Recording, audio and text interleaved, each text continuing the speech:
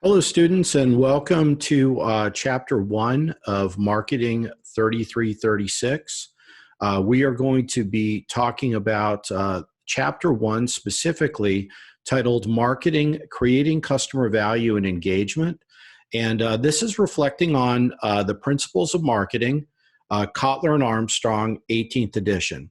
So many of you have asked the question, is it okay that we have the 17th or 16th edition? I'm a little concerned about if you are studying directly from the 17th or 16th that you may actually miss some content. There's been some significant updates between those last editions and the 18th edition, and you may miss a little bit of content from that. So that's why I specifically shared the links to the 18th edition content in my syllabus as well as on our Blackboard site for you to be able to make sure you get the right edition. We've done everything possible to be able to reduce costs for this class by only requiring the book in the digital version that should keep the cost down to around $50 in the class, $60 maximum, depending on if you buy from the bookstore or buy directly from Pearson. So I'd encourage you all to get the 18th edition. It's going to be helpful for you both on the quizzes as well as the final examination. I just don't want you to miss any content. Okay, with that said, this will be the first chapter, Chapter 1, that we're talking about. And I'm excited to talk to you today about marketing, creating customer value and engagement. This is a really important topic because it sets the foundation for everything this semester. In fact, what we're really talking about here is defining marketing overall and the evolution of what is thought as marketing. If you went back historically, many people thought of marketing as simply just getting a communication tool of getting the message out, a lot around the idea of advertising. However, marketing is a much greater concept than that. In fact, just demonstrated by the title, Creating Customer Value. The idea of creating value is that marketing is just not about communication. It's actually about adding value to the way the customer experiences the entire situation. So we're going to talk about that today and think about this evolution of marketing and this concept of creating customer value and engagement. So to get started on this, I'd like to first start off by providing an example that was actually given in your book as well, but I'd like to highlight on this and get into it in much more detail as well. So I think that the Jeff Bezos example of Amazon is an absolutely great example for the evolution of an organization and the idea that the organization has been focused on creating genuine value for customers. So if you think about the original organization in 1985 that Jeff Bezos started, many people thought of that company as simply an internet company that sells books. And they were competing against physical bookstores that were out there. Many of you may have remember Barnes & Noble bookstores were present everywhere. There were a number of mom and pop bookstores everywhere. But Bezos had an idea that he was going to be able to make available every single possible book online. And his vision for Amazon was much greater than books. He thought of it as expanding into all kinds of other areas where he could create genuine customer value. So one of his quotes was, "The thing that drives everything is creating genuine value for customers." That's one of the quotes by Bezos. Now, I want to share with you a little clip from the movie Amazon Empire. So for those of you who have never watched this before, it's actually a great movie. It's available for free on YouTube if you want to go check it out. But it's actually a PBS special about Jeff Bezos. And what it does is it goes through the evolution of Amazon from all the way in its beginnings to now, even talking about it when Bezos first started out the organization, his thought process about it and where it evolved to. And you could see some of his original thinking around the organization. In fact, I'd like to share with you just a brief clip from the movie that gets you some thought process about what was going on in his head and how he was thinking of this idea of creating genuine value for customers. So let me show you this short clip, and hopefully this gets you some insights into his thought process around that. I really enjoyed this. This is the original sign that I made for Amazon.com. Blue spray paint on white poster board. Jeff wasn't a figure out of folklore at that point. He was not the wealthiest man in the world. Here's my computer, Amazon.com, up on the screen. Hello, Jeff Bezos. He was a small, nondescript, sandy-haired man sitting at a desk with quite a large and eruptive laugh.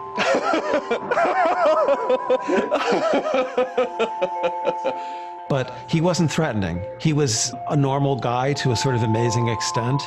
Hal 9000 hat is very important. Hal and I share a birthday. We're both born on January 12th.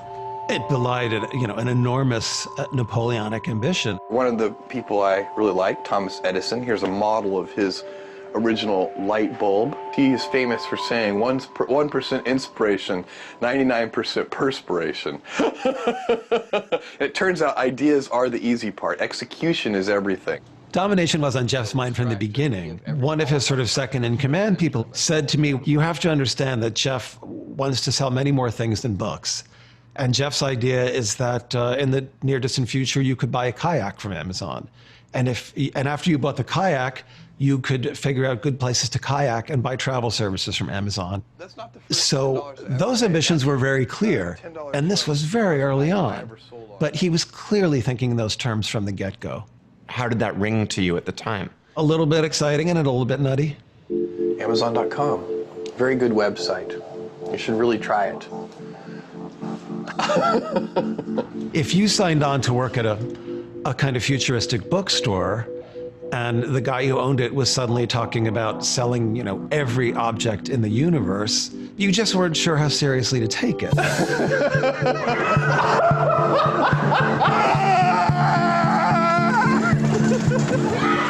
Though his public image was often unserious.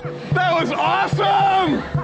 Inside the company, Bezos was a hard-charging manager relentlessly focused on the principle that would make Amazon one of the most trusted brands in the world. The customer always comes first. This culture of customer obsession, obsessive focus on customer, obsesses over our customers, totally obsessing over the customer experience. We used to call it customer ecstasy. It means building, delivering, focusing on your customer. And we did it, in the very, very early days at every stage. Jennifer Cast was there in the early days and is one of 6 top Amazon executives the company put forward to speak to us. Customer obsession was our North Star. And so, it was a place where we knew we were a part of something that was new, the internet. There was an excitement that we were doing something that hadn't been done before. It was exhilarating. We were all aligned around building for customers. Hey, you guys. I've heard there was an empty chair that would often be put at meetings. Yeah. Who was in the empty chair? Yeah, so that empty chair was there to remind us all to understand the customer, have empathy for the customer, understand the details of the customer experience. The customer isn't there. We have to bring forward the voice of the customer. So hopefully that gives you a little bit of an understanding of where Bezos was coming from when he actually started Amazon and the idea about being so customer-centric.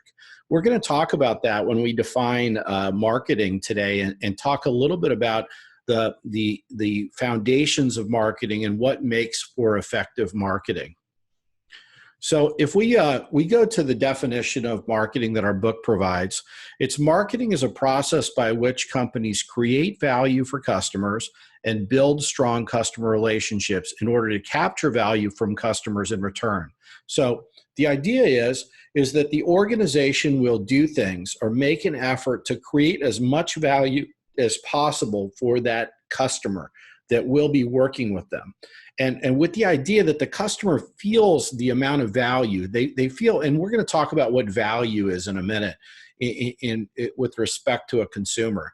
But we want to be able to build that value, that feeling of value, of a strong relationship with that company. And as a result, we reciprocate by our return of that value. What do we mean by return of value?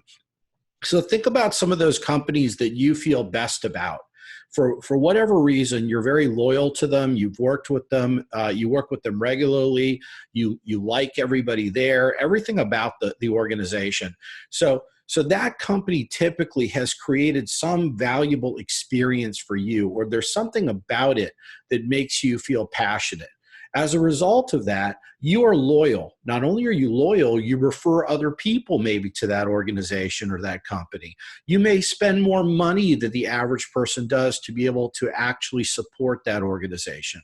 I mean, I can think of some examples during the COVID crisis where organizations that had such loyal customers were coming in and giving huge tips to the wait staff, really trying to help sustain the organization, for example, at restaurants, because they felt so passionate about the organization as a whole. So marketing is just part of this entire process by which we create value for the customer. We're going to talk about how this value creation actually occurs in an organization. So let's talk about the marketing process. This is pretty basic, but it actually gives you the strategy, the steps by which an organization works to be able to try to capture value for customers in terms of profits and customer equity. So I'm going to actually go over here and I'm going to start off with this concept of understanding the marketplace. So if we go to understand the marketplace, customer needs and wants, the first thing that we're going to be doing, and we'll be talking about this quite a bit this semester, is actually scanning the marketplace, doing research in the marketplace, studying our customers, so constantly tapping into data and information about the markets to be able to adapt and be able to create unique opportunities to be able to make sure that we're up to date and offering the things that our customer base really wants. So next, so we understand that marketplace and our customer needs and wants. The next thing we do is we design a customer value-driven marketing strategy. So based on all that information we've captured, we come up with a marketing strategy that specifically adapts to those customers that we are really interested in tapping into. So we define who our customer base is that we're going after, and not only do we bring a communication campaign, but we think about all the ways in which we as an organization can drive value for that customer base and be able to capture that value in return from them. The next thing that we do is we construct an integrated marketing program that delivers superior value. We're going to actually go into an entire chapter on integrated marketing. And what we mean by integrated marketing is that all of our marketing touch points, that could be sales, that could be advertising, that could be display advertising in stores, billboards. Every piece of communication, every piece of touch point to the customer is all coordinated such that we optimize that and we bring it to the marketplace in a way that maximizes value for that customer. And that's what we call an integrated marketing program. From that, we engage our customers, building profitable relationships and creating customer delight. So one of the first things that we want to be able to make sure of is the customers that we serve, we want to be able to build profitable relationships. So what we mean by that is that although we give services and we provide products to be able to bring value to them, in return, we want to get value back. And in that terms, one of the ways we get value back is in terms of profits. And that is the money that we make or the revenue that we make and the profits we make as an organization. And from that experience that we have on both sides, our goal is to actually create what we call customer delight. We're going to talk about this. This is beyond being satisfied. This is actually being delighted as a customer. So these are the individuals who come back and are passionate about our organization. And like I talked about, recommend it to others, hold that organization in very high regard. And as a result of that, we capture value from our customers in return. We create our profits. And we create customer equity. And we'll talk about this concept of customer equity, which is a long-term value from that customer. Okay. So thinking about that, we want to move forward to be able to understand, when we talk about this understanding the marketplace and customer needs, one of the things in marketing that's fundamental about everything is we want to be able to understand this concept of needs, wants, and demands. So let's think about each of these needs, wants, and demands. So when we think about needs, this is the highest order element that a consumer or customer comes through, is the idea of needs. So the idea of needs is that I need something. So there's a lot of things that I might need. I might have base or foundational needs, like I might need food or safety or things of this nature, but I also might have other needs that go beyond that, depending on where I am in society or what my situation is. Could be social elements. It could be personal elements of how I'm living. Things like this drive what we call our needs. Those needs push us into what we call wants. They wants take the form from those needs that we have. So we have needs, and then from that we start to want things to be able to fulfill our needs. So the wants are those things that we actually pursue to fulfill our needs. So we say to ourselves, wow, I really want that new car. That car is, so I might need a car for transportation, but then it forms into a want. I want to be able to acquire a car. And then the next statement is what we call demands, is I might want a car, but I might not be able to afford a car. So the difference between a want and a demand is actually backed by buying power. So a person may want something, but they don't, it doesn't translate into a demand because they can't actually afford it. So what we want to understand from our customers when we're analyzing a marketplace is we want to understand what needs are we tapping into with our product. How does that turn into a want? And then when does that translate into a demand? So there are certain products that are out there, for example, luxury products, where the wants never translate into demands, where a person actually doesn't actually have the buying power to be able to obtain it. So we want to be able to think about these things in all three elements: needs, wants, and demands. So let's talk about this concept of what we mean by customer value. So value is actually a balance on two ends of things. And so on one side, we have the marketers that are out there doing our marketing, doing our advertising, putting all this information out there about what to expect from our products and our services. So let's go back to that restaurant example. If we talk about having the very best hamburger that can be created, and let's just say that we are McDonald's, and we start advertising, say that we have actually the highest quality, the very best hamburger that you can get out there in the marketplace. This is what we're doing, is we're actually advertising, but we could be setting an expectation for a consumer. Then the consumer goes in to be able to get that hamburger, and the question is, did they get the very best hamburger that they expected? So, or did they get what they expected that they would get from McDonald's? So there are things that set the expectation. The marketers help to set expectations, and then there's value delivery. We want to balance out our expectations and our customers' value delivery. So one of the things that delight comes from is and we talked about this customer delight earlier, is when you set an expectation level, but you are able to exceed that expectation level as an organization. So I'll give you some examples of this. There's all these really great books out there talking about delight. One of the books that came out recently by the Customer Executive Board that talked about delight gave all kinds of really excellent examples. I'll just give you an example of this. A family goes to Disney World. While they're at Disney, they're staying in a hotel room. They really enjoyed their stay in that hotel room. In fact, they stayed at one of the top hotels at Disney called the Grand Floridian.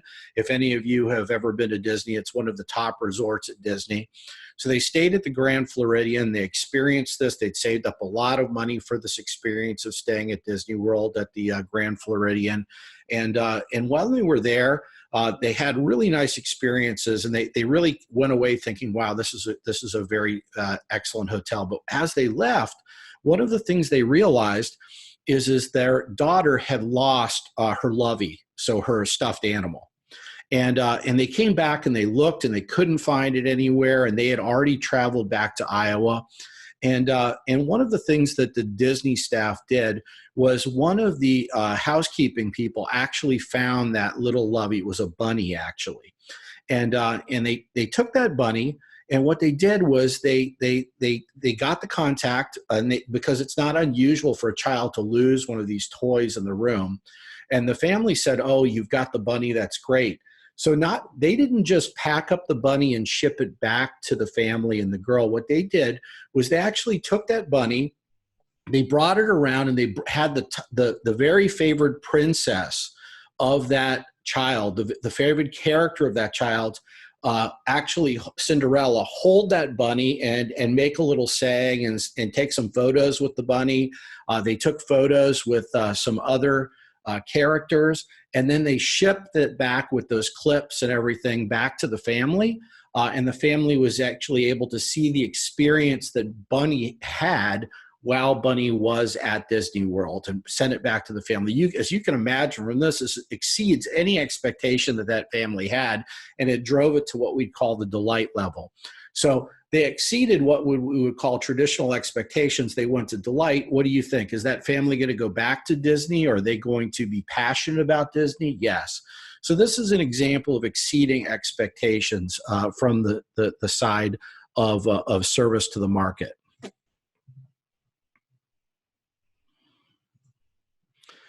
I want to talk about the evolution, and this won't be from our book. This is my own thought process about the evolution of business models that are out there in the marketplace. So this is the traditional model of marketing. If we went back 15, 20 years ago and we thought about marketing and we thought about selling, this would be what the traditional mindset of the way marketing took place. And I like to call this the better mousetrap model. So the idea is that we create a mousetrap. So our company creates a mousetrap that's unique and highly differentiated. What do we mean by that? We have created a product that is unique from everybody else's product in the marketplace, and it's very different than everybody else's product. So our mousetrap is a really great mousetrap, and it catches mice in a different way than everybody else's does, and it ends up being an even better mousetrap than anybody else has. That's what means differentiated, means highly different than everybody else's. So then what happens from that is that the value itself lies in the mousetrap. So the organization has created this great mousetrap, and nobody else has a mousetrap like it. So really what happens is you just need to be able to tell everybody about this amazing mousetrap that you've created and be able to sell and market that mousetrap. So the role of marketing is to communicate value about our mousetrap. So if we wanted to be a great marketing organization in this situation, what we would do is go out there and talk to everybody about what a wonderful mousetrap we have. And as a result of that, then we find that so marketing is what we call value communication. So this is the old school thought about the way marketing is. And this is not creating value through marketing. This is simply using communication to create the value of the product that already exists in the marketplace. But let's think about what's happened today. As I talked about last week, markets are becoming more and more competitive. So what happens out there, if we develop a mousetrap, somebody else develops a mousetrap right away that's just as good as our mousetrap. Maybe it's even better than our mousetrap. Think about the innovations around iPhone, or think about all the technology innovations. All of these other organizations quickly follow with their innovation or their products. So this is what we call the alternative business model. So this gap of difference between our product and everybody else isn't out there as much. So we have to figure out ways to differentiate ourselves that are beyond the product itself. And that's what marketing does. So the first realization is our mousetrap is just one of many ways to kill mice. So we might have a mousetrap, but other people also sell mousetraps. So there are other ways to catch mice. That's the first realization. So the second realization is that there's not enough value in our mousetrap by itself to make us that much better than everybody else. So our mousetrap might be incrementally better than everybody else's, but we have to do something to be able to make ourselves special.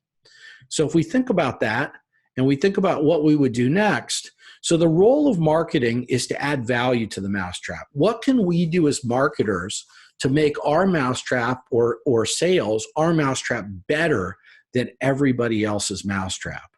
So that gets to the last step. So marketing becomes what we call value creation instead of value communication. So our job in marketing is to help build an experience that customer has, to build that total experience, to make them passionate about our product, about our services, so that their experience is excellent and they'll go out there, they'll buy from us again, they'll recommend our products to others. So it really is a total experience difference. And this is what we call the alternative business model now. And that's really what marketing is about now. It's creating this value. So when we think about understanding our marketplace, this is a very important thing for us to start understanding here. So this is a figure from the book. And I want to talk about this a second because many of you probably haven't been exposed to all of these elements of the way people buy. So if we think about this, and I want to give you an example of a situation let's just do an automotive manufacturer. So let's take in this example, let's take BMW. So many of you know BMW. Oftentimes BMW is thought of as a premium auto manufacturer or luxury auto manufacturer. So if we think about the company itself that's here, let's think about the company as BMW. So let's think about what are some of the competitors to BMW. If we were to list out competitors in our mind, we might think of those competitors as like Mercedes-Benz, Audi. We might think of some of the other major brands that are out there. Even some of the U.S. Brands now, like Cadillac, could potentially be a competitor. But let's think of luxury vehicles. Okay, so our company's here. We have our competitors that are here, and what we have is we have suppliers actually that are out there that supply products and services to these companies that are used in the production of those products. So, for example, if we have BMW here, this is BMW, and is our company, and see, we have our BMW, and down here we have all the competitors. We think about our suppliers themselves. We might have companies that supply on this side tires, for example, to our manufacturers. We might have companies that supply all types of elements of differentiated auto parts. So some of these tires, some of these, the metal that goes into our cars, some engine parts, even some of the navigation systems, all kinds of things that go into it, can be supplied by suppliers downstream that go into our products. In fact, many companies boast the value of elements that they get downstream in their products. Oftentimes, when you go to buy a luxury vehicle, you might see the stereo or sound system in that vehicle. So, for example, I was recently at an Audi dealership, and one of the options was to get a Bose sound system in the vehicle, or you could get even higher level premium sound systems in the vehicle beyond Bose sound systems. So there were all kinds of differentiated branded things that would go into that BMW. So these are the suppliers that supply downstream to the companies that manufacture and also sell. And then we might have what we call marketing intermediaries that help sell or sell or distribute our products. So for example, BMW makes automobiles, but in the United States, we have BMW dealerships that are independent of BMW and independently owned that market and sell those BMWs. So those BMWs are distributed to the marketing to those dealerships, and those dealerships will sell it to you, the final consumer, downstream. Now, marketing and forces all happen throughout this entire what we call supply chain. So the suppliers are constantly marketing downstream to the to BMW. BMW is competing with those competitors. Those suppliers are selling to them as well as the competitors. They are selling downstream to the marketing intermediaries and being able to make sure they distribute those products. And those products are then distributed downstream to the final consumer. So this entire chain, or understanding this marketplace, drives customer needs all the way downstream. So these suppliers let's say these audio suppliers that supply audio for the final users, they not only have to be able to market specifically to BMW, but they have to market downstream to final customers. So if you wanted to get a Bose sound system in your vehicle or an Alpine sound system in your vehicle, you might actually look upstream, and you might then be able to look for it when these market intermediaries like dealerships sell the BMWs.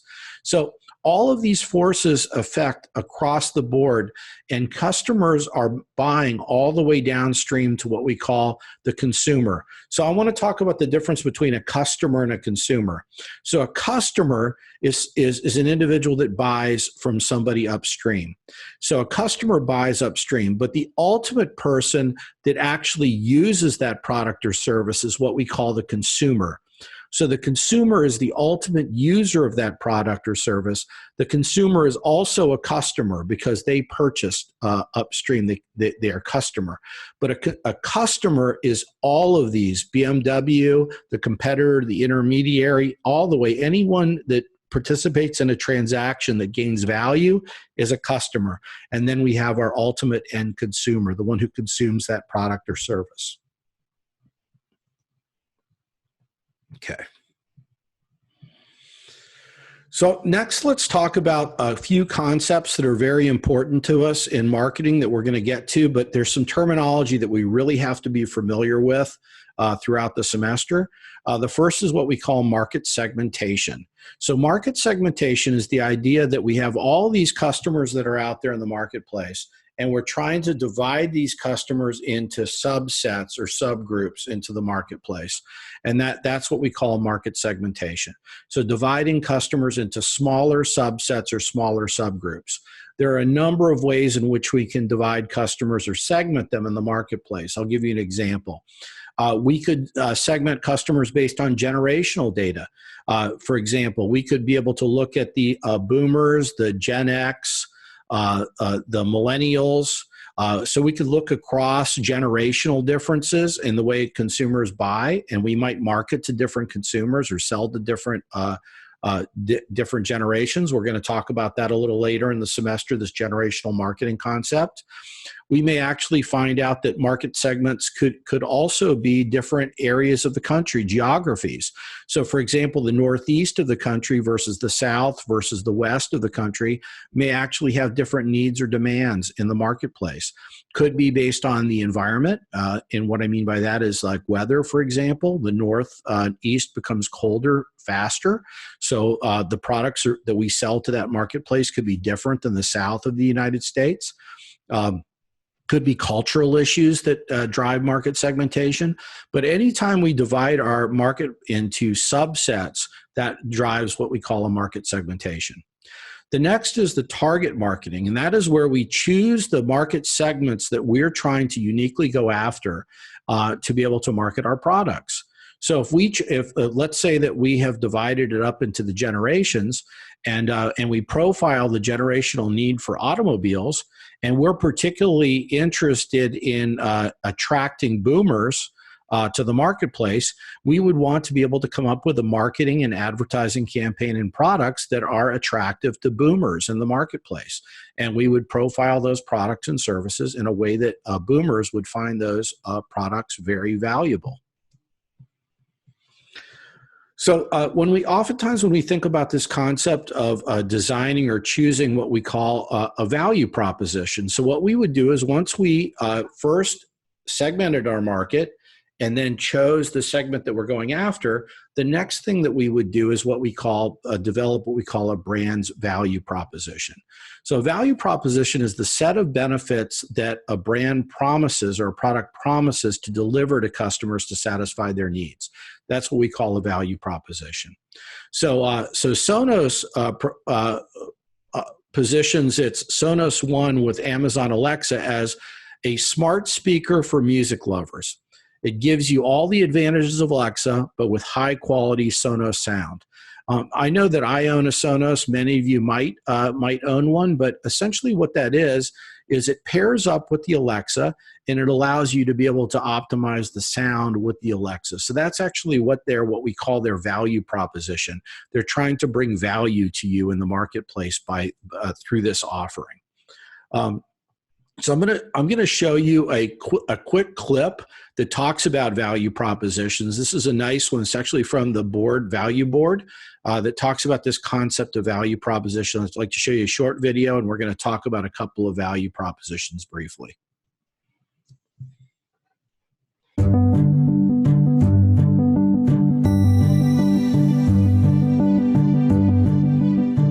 What is a value proposition?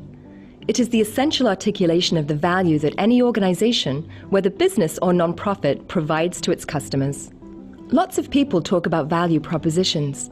There are many differing descriptions of what constitutes a value proposition. Commonly, it describes the collection of products and services a business offers to meet the needs of its customers. It also includes the ways in which those products and services are different from competing offers. However, a value proposition is much more than just a simple articulation of the value an organization provides. It is the key foundation that underpins a business model and an essential tool for testing your business hypothesis in the world. There are 4 key elements of a good value proposition. 1. Who is the customer? Who is the value for? 2. What problem are you solving for this customer? 3. What is your solution? And how is it solving the problem? And 4, what are your differentiators? How is your solution better than what's already out there? Differentiators must be quantifiable so that they can be tested and measured with your customers. Why is this important? You need to be able to test whether the solution you're providing actually fits a need. If you can't quantify the solution to customers, you won't know whether your solution is sufficient. If it's not quite a fit, you'll want to make changes to your product early to better align it with the needs of the customer. Let's look at an example. Spring Health is a company founded by well-known social entrepreneur and thought leader Paul Pollock. He saw an opportunity to improve the health of families while significantly lowering the cost of drinking water in smaller villages in India. Let's look at the 4 elements of Spring Health's value proposition. First, the customers are rural villagers who have no reliable access to clean water. Second, the problem is that available solutions are too big and expensive relative to the demand of a smaller village. Because of this, 90% of families are drinking bad water, which makes them sick and requires costly doctor visits. Third, the solution developed was an inexpensive electrochlorinator that produces a chlorine solution which is distributed by a motorcycle rider to each village, where the water in the village tank is treated. Sales are through a partner village shopkeeper on commission. Customers can easily get to the shop and buy water. Fourth, relative to competition, customers get water at a reasonable price, at a location convenient to their home, and with water quality assured by the company. As described in Paul's recent book, The Business Solution to Poverty, Paul and his team used their well-defined but still hypothetical value proposition to test their assumptions with customers. In that test, they found that a few of their differentiators needed modification. For example, they found that customers would pay more to have the water delivered to their homes. This became part of their differentiators. They were able to solve the last-mile problem of water delivery at a price their customers can afford. A well-crafted value proposition is the first step to making sure you are solving the right problem for your customers. It allows you to test whether your customers care about the value you think you're providing. Testing your value proposition can save time and money and help you get your product to market faster.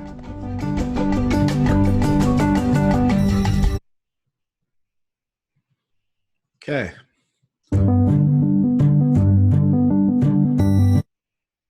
All right, so I want to give you a couple examples, and I want you to think about some of these value propositions. I was able to pull up 5 different value propositions that are shared from different companies. And thinking about it, I'd like you to think about how well these value propositions are actually delivered through those organizations. So let's go through each of them. BMW. So BMW's promises that what they call themselves the ultimate driving machine. So think about the expectation that that sets for you when you read that promise, the ultimate driving machine, ultimate luxury, ultimate satisfaction. So that's their expectation they're setting through their value proposition. The Nissan Leaf electric car, 100% electric, zero gas, zero tailpipe. So the idea that that you're not actually going to be using any emission from that or carbon emission from that, and you will be conscious of the environment. 100% electric, zero gas. So that's one of the examples. Another is New Balance Minimus shoes, like barefoot, only better. And anybody ever used a Minimus shoe? It's the idea is that they're actually thinking about how to minimize the actual element of the shoe to be able to give you your experience of walking. So the next is the Vibram 5-finger shoe. If anyone's ever used that before, their slogan is, "We are the technology." That's their value proposition. So the idea that they are leveraging your own body for this 5-finger shoe, what you see here is actually it goes around the toes for those of you who are into climbing and things. So you are the technology. Facebook, connect and share with people in your life. So the idea of connecting up and actually socializing and sharing with other people. And then YouTube provides a place for people to connect, inform, and inspire others across the globe. So I'd like you to just think about all these and think about the way these companies have set up what we call their value propositions. And I'd like you to think to yourself, well, which ones of these do I buy into? Have I experienced any of these products? Do these appeal to me? Think about my own profile, my own background. And realize whether they're targeting you from this type of an advertisement as well.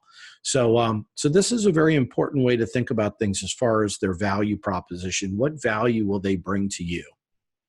So one of the things that we're going to be talking about this semester quite a bit is designing a customer value marketing strategy. So how do we design a strategy that actually focuses on the customer as a whole? So we're going to be talking about several concepts that firms use to be able to bring strategy to the marketplace.